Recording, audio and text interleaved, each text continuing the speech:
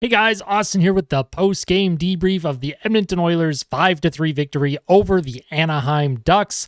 Wasn't pretty at times, but overall I actually really did like Edmonton's play. I thought the new defense pairings looked a little discombobulated in the first period, and Chris Knobloch made an adjustment in the second period. But let's kind of talk about the game quick here. So first period, Anaheim was pressing early. The shots were 5-0 actually for the Ducks just a few minutes in, and then the second line ended up getting a good cycle. Oilers got a power play that went nowhere. Strome then got a breakaway and it was stopped by Calvin Pickard, who, by the way, I thought made some really big saves. His stat line when it comes to the goals saved above expected is not going to look good, but I actually thought he did play well. That's one of those rare nights where he's a negative goal save above expected, but I think he did play very well. He also robbed Silverberg not long after the Strome breakaway. And I thought the Oilers looked sluggish at this point in the first period. The shots were then 10-3 for Anaheim with 7:30 to play in the first. Fourth line then got a decent shift, and overall, I actually didn't mind the Connor Brown line tonight. Connor Brown had a couple chances in the third that I'll talk about. Perry ended up with a good look. McDavid got interfered with for like 10 seconds. He was being pushed and held over the blue line offside, and then he finally gets up. He grabs Silverberg by the shoulder, and Silverberg just falls down like a sack of bricks, and McDavid gets called for holding. And I did not like the officiating at all tonight, and I cannot wait for the officials tomorrow against LA. Oh my god, we're gonna have so much fun, right? Pickard, another good save. Ducks then score a power play goal off of a Fowler shot from the point. It was 1-0 Anaheim after one. The shots were 13-8 for the Ducks, and the expected goals were actually 1.09 to 1.00 in favor of Edmonton after the first, which was a little strange. I thought Anaheim had the better chances, but according to Money Puck, they had Edmonton had the better expected goals for after the first period. Edmonton would not look back after the first, though, when it came to controlling play.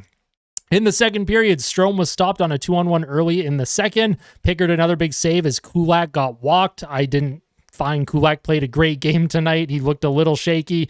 Holloway was then stopped on a really nice one-timer.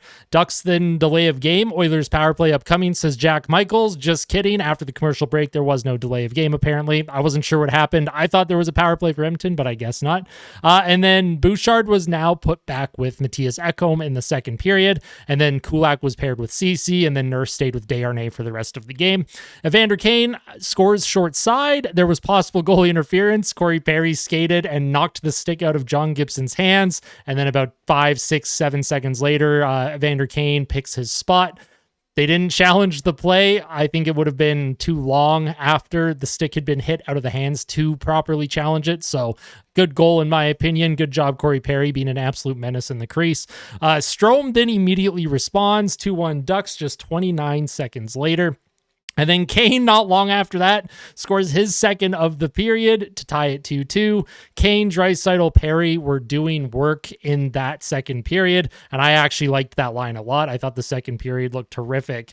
Evander Kane, if you guys watch my pregame reports, if you don't, I highly recommend it. Every game day I do pregame reports. Evander Kane was my player to watch today, and not saying that I thought he was going to have a hat trick, but I'm also not saying that I didn't think he was going to have a hat trick, if that makes sense. Janmark then hits the post on a backhand chance. Kane and Perry start some rough stuff after the whistle. McDavid was hit away from the puck again. There was no call, but after two, the score was 2-2. Shots were 20-15 in favor of Edmonton, and the expected goals were 2.1 to 1.07 in favor of the Oilers. And Anaheim only had 2 shots in the second period. I thought Edmonton really started to turn up the dial in their intensity and compete level in the second. So, third period now. Perry was credited with an assist on Kane's first goal, so that is Corey Perry's first point as an Oiler, so congrats to Corey Perry. Hopefully many more to come here for the rest of the season and playoffs. Pickard made a big save. Bouchard then got called for high sticking. There was a penalty kill coming up, and then Strome scores glove side on the power play to make it 3-2 for Anaheim, and I wrote, I think Pickard wants that one back. Pickard had played pretty good throughout the night, but that was one goal where yes, Strome, he did snipe it. He picked his corner. All, props to the shooter, but I think Calvin Pickard would want that back on his glove side. Dostal was put in net for the third period for Anaheim. John Gibson, it was a lower body injury, apparently. Not sure what happened. So it was Lucas Dostal in for Anaheim in the third. Lundinstrom ran Pickard and there was no call, but I think he was knocked down by Evan Bouchard. Hyman was then stopped point blank by Dostal off a nice pass by McDavid. And then the second line had some good zone time once again. They were cycling well. They got a shot away. And then Hyman eventually scores. It is his 31st goal of the season from Connor McDavid, ties the game at 3.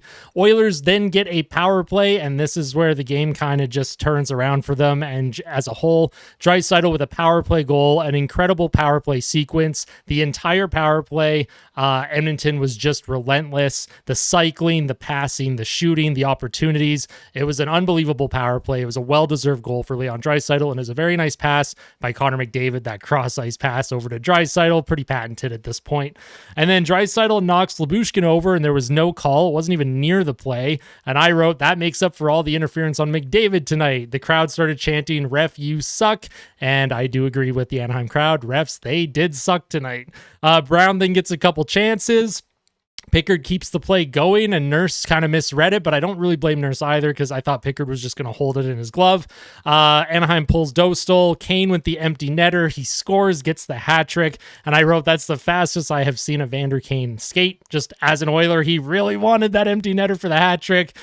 Great night for Evander Kane. Great night for that second line. I'm very excited to see that Perry, Draisaitl, Kane line moving forward here.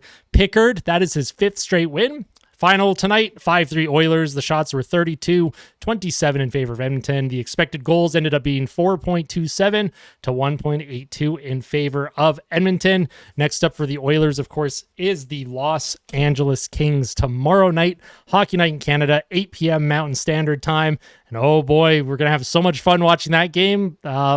New coach for LA. We're going to have the California officiating. It's going to be a blast. I have already recorded my pregame report for that. That will be up tomorrow morning at 7 a.m. I recorded that earlier today before the result of the Anaheim game because I'm going to be busy in the morning. I won't be able to get it done. So if there's any lineup differences based on my report tomorrow, you can just go in the comment section and tell me I'm dumb and wrong. But there was a couple things I wanted to bring up. The expected goals, our best line tonight was Kane, Perry, Draisaitl. They had an expected goals for percentage of 73%. This is from Money Puck. And then also from Money Puck, the deserved to win-o-meter. I know you guys like kind of taking a look at the deserved to win-o-meter. It was 78.6 to 21.5% in favor of the Oilers. So that meaning the Oilers would win 78% of the time through 1,000 game simulations on Money Puck. But that's pretty much it for me. What did you think of the game tonight? What do you think of my post-game debriefs? Do you like this format a little bit better than just kind of not having the camera on? I want to be in front of the camera a lot more with you guys. So if you liked today's post-game reaction, post-game debrief, whatever you want to call it, make sure you hit that like button. And if you really liked it, make sure you hit subscribe. Make sure you hit that little bell, turn notifications on so you never miss an upload from me. And I will see you guys tomorrow in the pregame report for the LA Kings game. You guys take care and have a wonderful night.